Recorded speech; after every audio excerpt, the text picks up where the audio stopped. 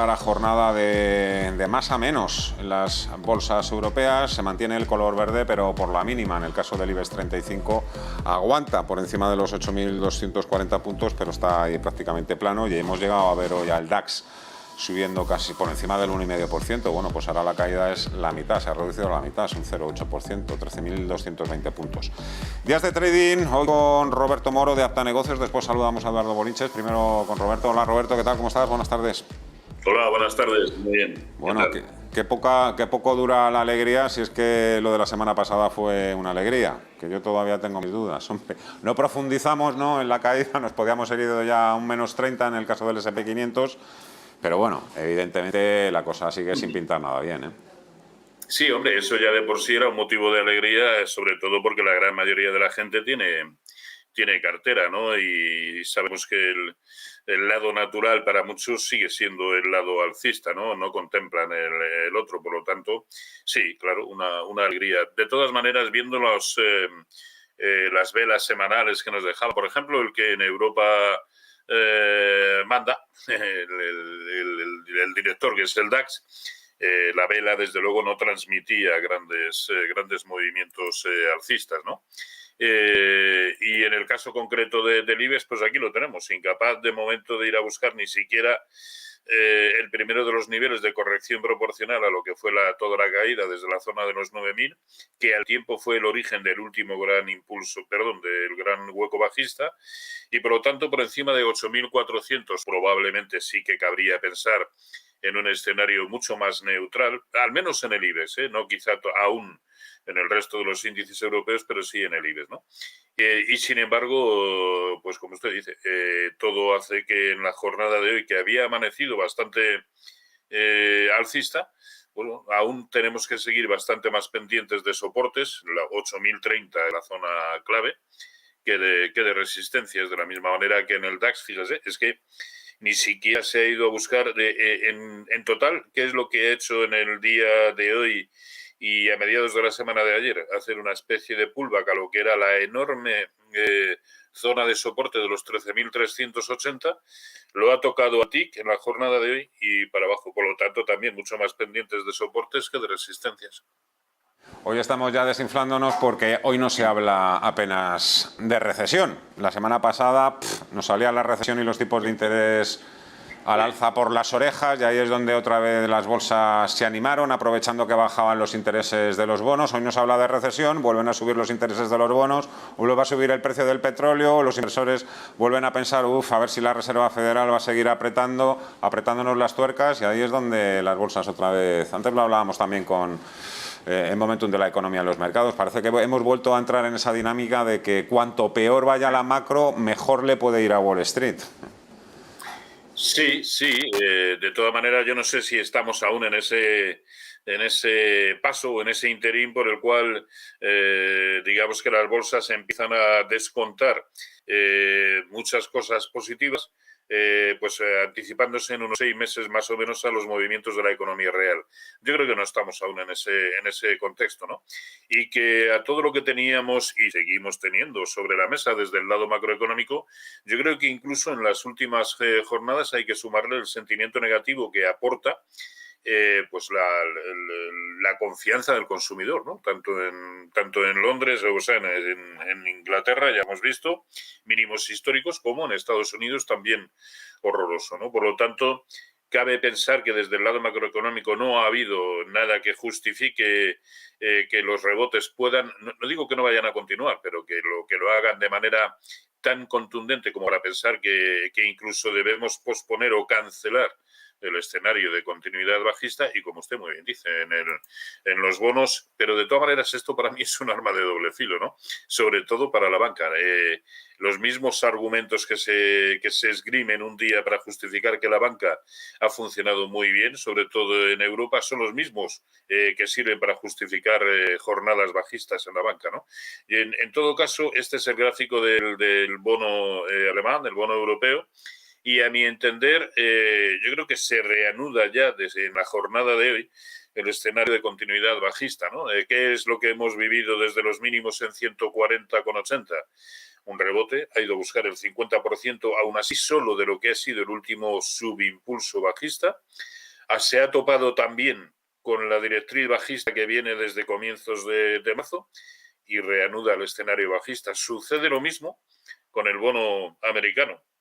Rebote importante, donde ha finalizado en el 50% de Fibonacci de toda la caída desde finales del mes de mayo, que al tiempo es una resistencia horizontal importante y desde ahí nuevamente reinicia la senda bajista. Nada que no hayamos vivido con anterioridad y hasta ahora, siempre desde que comenzó la gran caída, ha derivado en una continuidad del escenario correctivo. Por lo tanto, yo ahora mismo son los únicos subyacentes que más o menos tengo relativamente claros, y digo relativamente porque en esto de la bolsa nunca se puede tener claro, pero sí me parece el mejor subyacente para tomar posiciones cortas ahora mismo, tanto el bono europeo como el bono americano.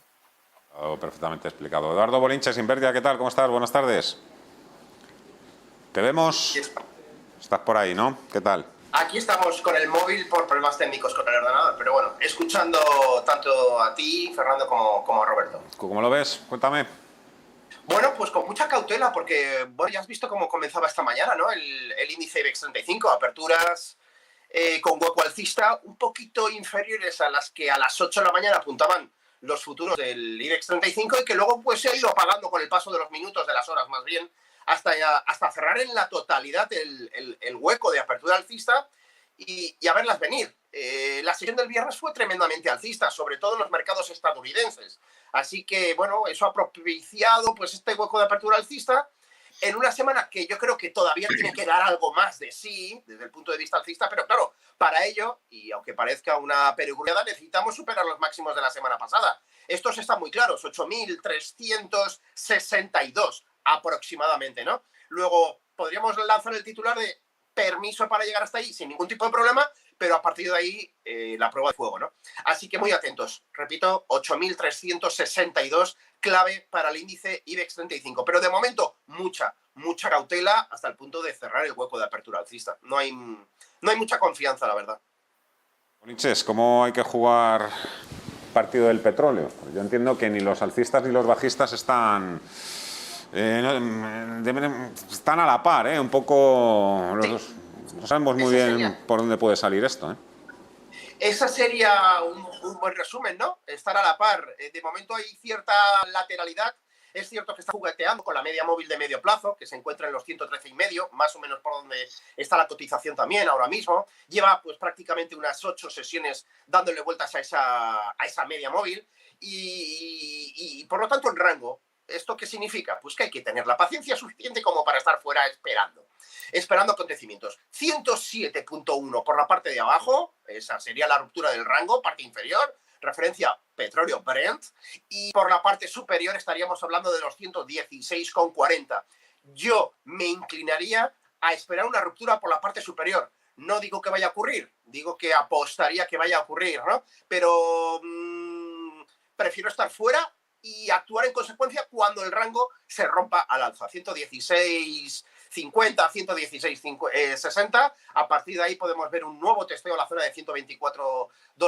Y bueno, creo que la tensión en el barril de petróleo va a continuar. La guerra de Ucrania, en Ucrania no ha terminado, ni mucho menos, y las tensiones están ahí. Así que creo que todavía queda alta tensión para rato.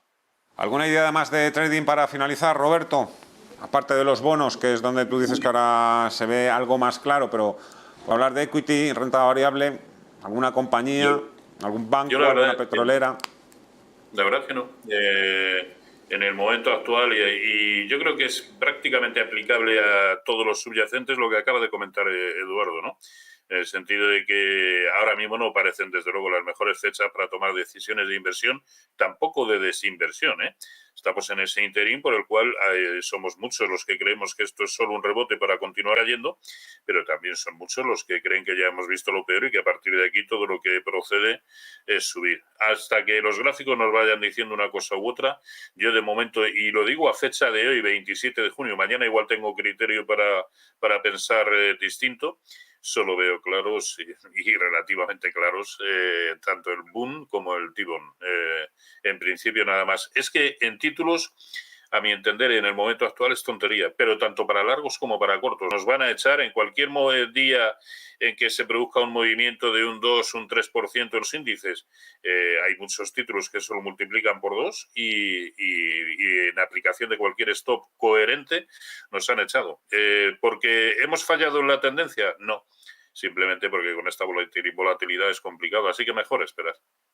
No hay que cometer grandes excesos, siempre hay que tener la libreta y los lápices bien apuntados, pero eso, sin cometer grandes excesos, porque los datos macroeconómicos siguen empeorando y seguimos viendo que la inflación no baja y que los tipos de interés siguen subiendo, así que blanco y en botella. Eduardo Bolinches de Invet. 11.700, Fernando, yo creo que la clave está ahí, 11.700 del Nasdaq 100. Si los aguantamos, mientras estemos cotizando por encima, yo creo que podemos tener una semana tranquila, más alcista que lateral. Y si perdemos los 11.700, de nuevo, paraguas, salir corriendo.